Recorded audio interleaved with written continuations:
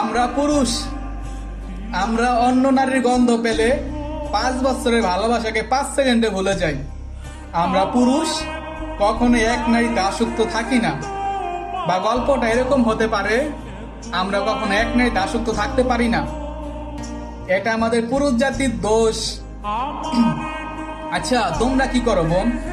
তোমরা ভালোবাসা শিখাও, কয়েকদিন খুব যত্ন করে ভালোবাসো, অশ্লীল এক মায়ার বন্ধনে বাঁধো, তারপরে গিয়ে অন্য একটা ছেলেকে বিয়ে করো।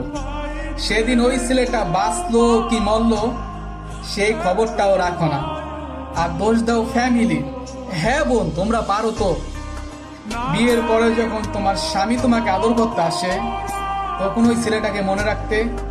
তোমরা পারো তো এক পুরুষে আসক্ত থাকতে। তোমরা যারা এক নারীতে আসক্ত ছেলের গল্প শুনতে চাও, তাহলে আমার আইডির প্রত্যেকটা ভিডিও তোমার জন্য।